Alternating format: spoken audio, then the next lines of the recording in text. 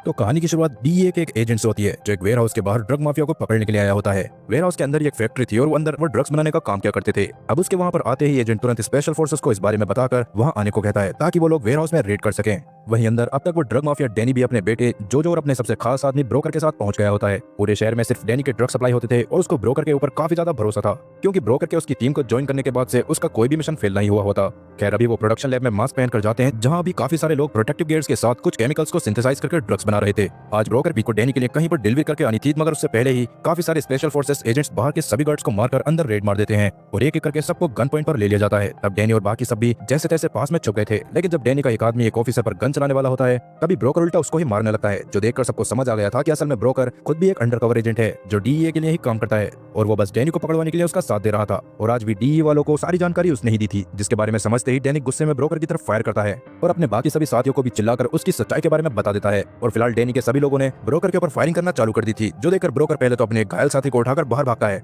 और उसकी जान बचाने के बाद वापस अंदर आ गया। लेकिन तब तक डैनी अपने बेटे जोजो को लेकर एक कार में वहां से निकल चुका था। तभी कमांडिंग ऑफिसर भी उसका पीछा करने लग गए थे, पर तब ब्रोकर खुद भी अपनी एक मोटरसाइकिल को ले जाकर सीधा डैनी की कार पर क्रैश कर देता है और बाद में उन्हें गन पॉइंट पर लेकर जल्दी से बाहर आने को कहता है। उस समय जोजो ने भी ब्रोकर को गन पॉइंट पर ले लिया था, इसलिए अपनी जान बचाने के लिए ब्रोकर उसके पैर पर गोली मारता है, क्योंकि रियलिटी में वो डैनी और जोजो को जान से नहीं मारना चाहता था और उसको लगता है कि वो लोग अपनी सजा काटने के बाद नॉर्मल लाइफ को जिएंगे। मगर तभी वहाँ पर काफी सारे पुलिस ऑफिसर्स आकर जोजो के हाथ में गन देखते ही उसको शूट करके जान से मार देते हैं, जो देखकर डैनी और ब्रोकर दोनों के ही पूरी तरह से होश उड़ गए थे। अपनी बेटी की मौत की वजह से डैनी इतना ज्यादा टूट गया था कि वो ब्रोकर को काफी उल्टा सीधा बोलते हुए प्रे करता है कि ब्रोकर और उसका परिवार कभी खुशी से न रह पाए। ब्रोकर को भी जोजो की मौत से काफी ज्यादा बुरा लग रहा था, इसलिए वो इस बारे में पुलिस चीफ से बात करता है, लेकिन पुलिस चीफ उसे बस इतना कहता है कि ये सब उनके मिशन का ही एक हिस्सा था, जो सुनकर डैनी को काफी बुरा लगा। इसलिए उसको अभी ये सारे खतरों से भरे काम करने में कोई भी इंटरेस्ट नहीं रह जाता, क्योंकि इससे उसकी बेटी के ऊपर ही खतरा बढ़ सकता था। इसलिए वो अपने काम से रिटायरमेंट लेकर पास के दूसरे टाउन में चला जाता है और आगे कभी किसी मिशन में पार्टिसिपेट न करने का डिसाइड करता है। अब इसके कुछ दिनों बाद जब ब्रोकर की बेटी मैडी अपने स्कूल में खेल रही होती है, तभी वहाँ टेडी अपने कुछ दोस्तों के साथ आकर उसको परेशान करने लगा, जो देखकर पहले तो मैडी उसको कुछ भी नहीं कहती, मगर जब टेडी उसको धक्का देकर नीचे गिराता है तो मैडी मुक्का मारकर उसकी नाक तोड़ देती है। तब वहाँ पर मैडी की टीचर सुजैन आकर मैटर को संभालती है और दोनों ही बच्चे के पेरेंट्स को स्कूल में बुलाया जाता है,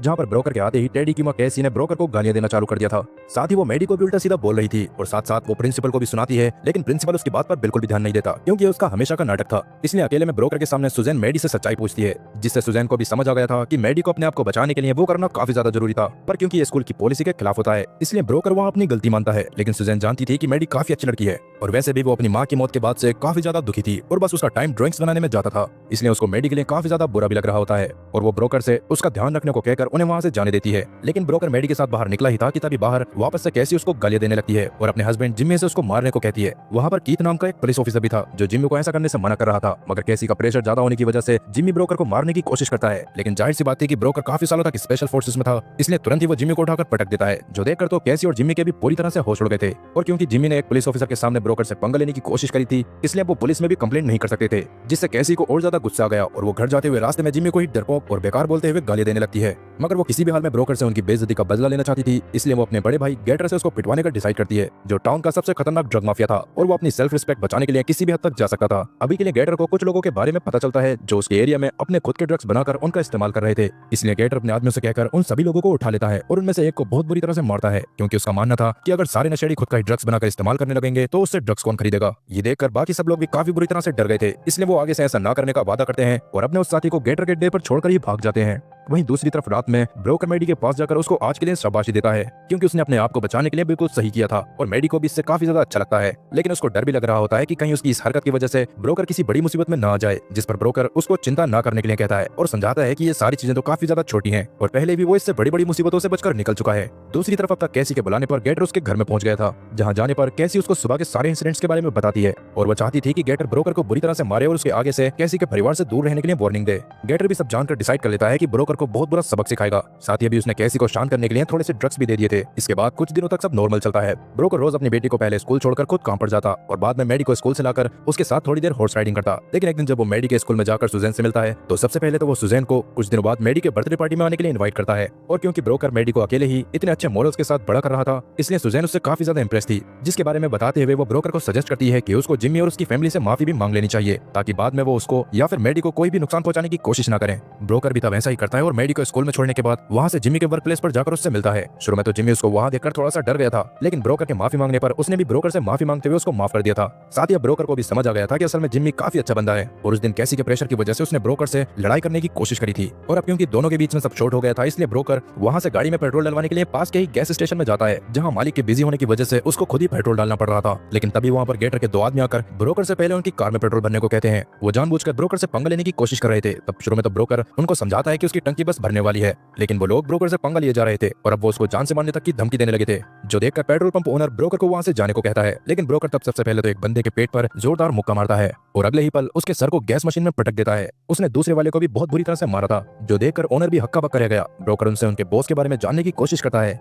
मगर जब वो इस बारे में नहीं बताते तो ब्रोकर भी चुपचाप मैटर को बिना बढ़ाए वहाँ से निकल गया। वहीं अभी गेटर ड्रग्स बनाने का काम कर रहा था, तभी उसका एक आदमी उसको कॉल करके ब्रोकर से हुई लड़ाई के बारे में बताता है, जिसके बारे में सुनकर गेटर गुस्से से भर गया था और उसने डिसाइड कर लिया था कि अब वो ब्रोकर से खुद जाकर बात करेगा। इस सब अनजान ब्रोकर मैडी को लेकर घर जा रहा होता है। तभी मैडी उसके हाथ पर लगी चोट के बारे में पूछती है, लेकिन ब्रोकर उसके सामने बहाने मार देता है। तभी अचानक पीछे से कीथ आकर उससे बात करने के लिए उसको साइड में ले जाता है, जिसको गैस स्टेशन वाले इंसिडेंट के बाद गैस स्टेशन के ओनर ने ब्रोकर को पकड़ने को कहा था। लेकिन कीथ सच में बस ब्रोकर की भलाई के लिए उसको समझाने आया था कि टाउन में नया होने की वजह से उसको वहाँ ऐसी हरकतें नहीं करनी चाहिए जिससे वो टाउन वालों की नजरों में आ जाए, क्योंकि ब्रोकर की फाइटिंग स्किल्स को देखकर कहीं ना कहीं उसको खुद भी समझ आ गया होता है कि ब्रोकर पहले के टाइम पर स्पेशल फोर्सेस में या फेडरल गवर्नमेंट के लिए काम करता होगा और इस गाँव में वो बस किसी खास वजह से आया है। ब्रोकर को भी ये बात समझ आ रही होती है, इसलिए वो कीथ से माफी मांगकर मैडी के साथ वहाँ से घर जाकर हमेशा की तरह हॉर्स राइडिंग करने लगता है। लेकिन उसी बीच गेटर खुद भी उसके घर के पास आ गया था, जो सबसे पहले तो उसकी कार के टायर को पंक्चर कर देता है और बाद में उसके घर में जाकर सभी चीजों को देखते हुए उसके बारे में इंफॉर्मेशन निकालने की कोशिश करने लगा। तब उसको ब्रोकर के घर में रखी कुछ फाइल्स की मदद से पहले उसके स्पेशल फोर्सेस और डीईए में काम करने के बारे में पता चल गया था, इसलिए वो उस फाइल को लेकर वहाँ से चला गया। जिसके बाद जब मैडी अपने घर में जाकर अपनी बिल्ली को ढूंढने की कोशिश करती है तो वो उसको कहीं पर भी नहीं मिलती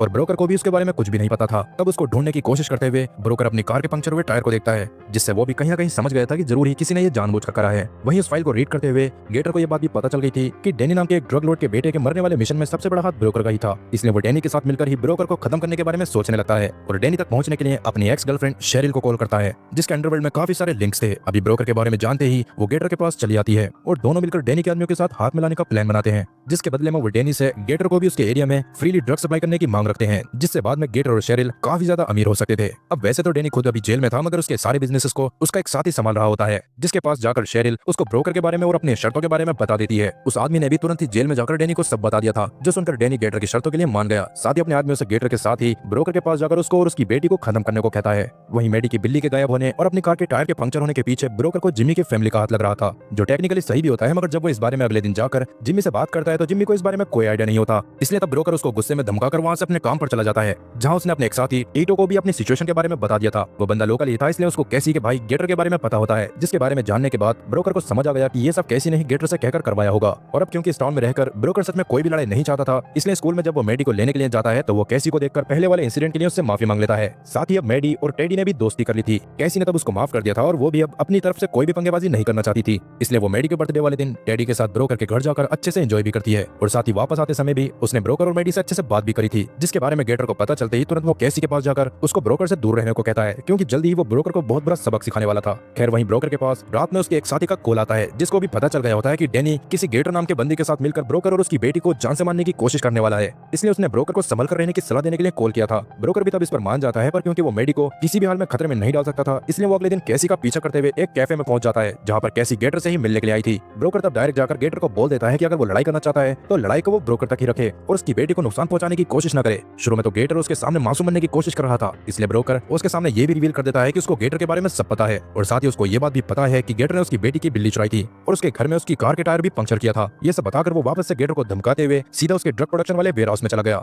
और वो जगह भी बिल्कुल डैनी के ड्रग प्रोसेसिंग लैब की तरह थी। उसको देखते ही ब्रोकर वहां रखे कुछ केमिकल से कुछ सेटअप्स करता है ताकि बाद में वो उस जगह को उड़ा सके। खैर उतने में उसकी नजर मैडी की बिल्ली पर पड़ गई थी, जिसको भी गेटर वहीं लेकर आ गया होता है। उसको देखकर ब्रोकर उसको उठाने के लिए गया ही था कि तभी अचानक से उसके ऊपर किसी ने गन पॉइंट कर दी थी, लेकिन ब्रोकर इससे बिल्कुल भी नहीं डरता और तुरंत उस आदमी से गन छीनकर उल्टा उसको ही मारने लगता है। पर तभी पीछे से गेटर का दूसरा आदमी आ गया था, जिसने उसके सर पर डंडा मार के उसको बेहोश कर दिया था। जिसके बाद जब ब्रोकर की आंख खुलती है तो उसके हाथ बंधे हुए थे और गेटर के आदमी उसको हर तरह से टॉर्चर करे जा रहे थे। असल में ये दोनों आदमी वही होते हैं जिनको पहले गैस स्टेशन में ब्रोकर ने बुरी तरह से मारा था, और क्योंकि अभी ब्रोकर उनकी चपेट में आ गया होता है इसलिए वो उससे बदला लेने की पूरी कोशिश कर रहे थे। लेकिन वो लोग एक बहुत ही बड़ी गलती कर देते हैं, क्योंकि उन्होंने कह दिया था कि वो ब्रोकर की बेटी को भी जान से मार देंगे। ये बात सुनकर ब्रोकर को काफी ज्यादा गुस्सा आ गया और तुरंत उसने बुरी तरह से उन दोनों को मारना चालू कर दिया, और हाथ बंधे होने के बाद भी वो उन दोनों को बहुत बुरी तरह से मारता है। और बाद में जैसे ही उसके हाथ खुलते हैं तब वो दोनों बंदे उसके सामने टिक ही नहीं पाते और बड़े आराम से ब्रोकर दोनों का ही बुरी तरह से भूत बनाकर वहां से निकल जाता है। लेकिन उसको पता था कि जल्दी ही गेटर उसके घर पर डैनी के असैसिन्स के साथ हमला करेगा, इसलिए सबसे पहले तो वो अपने दोनों हॉर्सेस को टीटो से एक सेफ प्लेस पर भिजवा देता है और टीटो को उसके अस्तबल में रहने को कहता है। वहीं अब तक डैनी के लोग भी ब्रोकर के घर के पास आकर उसके घर को चारों तरफ से घेर लेते हैं, जिसमें से एक बंदा जब उसके अस्तबल में जाता है तो टीटो वहां उसको मारने लगता है, मगर वो बंदा ट्रेंड होने की वजह से टीटो को मारकर गिरा देता है। और अब आगे वो उसको जान से मारने ही वाला था कि तभी टीटो के हाथ में एक अस्तबल रैक लग जाता है, जिसकी मदद से वो उस बंदे को जान से मारकर कार का हॉर्न बजा देता है,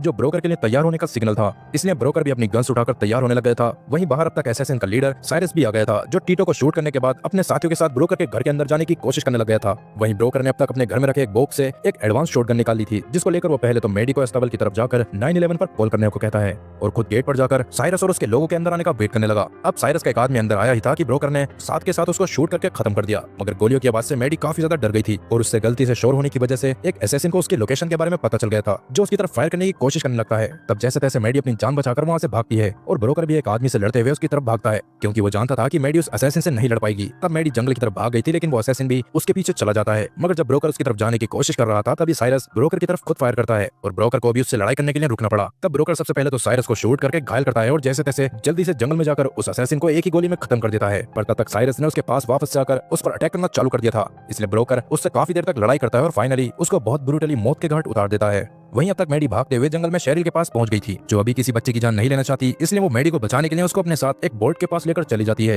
लेकिन ये सब उसकी एक चाल थी, उसने मेडी को किडनैप कर लिया था और ब्रोकर के वहां आने से पहले ही वो निकल गई थी, जिससे ब्रोकर को काफी ज्यादा गुस्सा आ गया और थोड़ी देर में कीथ और उसके साथी भी ब्रोकर के घर में आ जाते हैं। तब ब्रोकर उन्हें सारी सिचुएशन के बारे में बताता है। वहीं अब तक मेडी ने चुपके से 911 पर कॉल कर दिया था, जो किस्मत से कीथ की कार के रेडियो से ही कनेक्ट होता है और ब्रोकर खुद मेडी से बात करते हुए उसको आसपास की लोकेशन के बारे में बताने को कहता है। मेडी को अब तक शेरिल अपने साथ उसी ड्रग प्रोडक्शन हाउस में ले आई थी, जिसके बारे में जानते ही गुस्से में ब्रोकर कीथ की ही कार में उधर की तरफ जाने लग गया था। वहीं जैसे ही गेटर को साइरस और उसके सभी असैसिन्स के मरने के बारे में पता चलता है तो उसकी भी फट के 4 से 64 हो गई थी, और क्योंकि शेरिल मेडी को वहां पर लेकर आ गई थी इसलिए गेटर जानता था कि ब्रोकर वहां पर आकर गेटर को भी जान से मार देगा और या तो उसको पुलिस पकड़ लेगी। यही सोचकर वो शेरिल के ऊपर चिल्लाने लग गया था। पर तभी वहां पर कैसी आ जाती है, जो जिम्मी के साथ मेडी को बचाने के लिए आई थी। लेकिन जैसे ही वो वेयर हाउस की लाइट्स को ऑन करती है तो ब्रोकर के बनाए गए सेटअप की वजह से सारे बल्ब फट जाते हैं और वेयर हाउस में आग लगने से वहां एक एक्सप्लोजन हो जाता है। तब कैसी जैसे तैसे मेडी को बचाकर बाहर ले आई थी, लेकिन वेयर हाउस बर्बाद होने की वजह से गेटर अभी गुस्से में मेडी को मारने के लिए आगे बढ़ने लगता है। लेकिन जब कैसी उसको रोकने की कोशिश करती है तो गुस्से में उसने कैसी के एक पैर पर शूट कर दिया था। इसके तुरंत बाद वो मेडी को अपने साथ कार में बिठाकर भागने लगा, लेकिन तब तक वहां ब्रोकर आकर पुलिस की कार से उसका पीछा करने लग गया था। तब कीथ गेटर को रोकने के लिए सामने वाले ब्रिज पर मौजूद बैरियर को बंद करने को कहता है,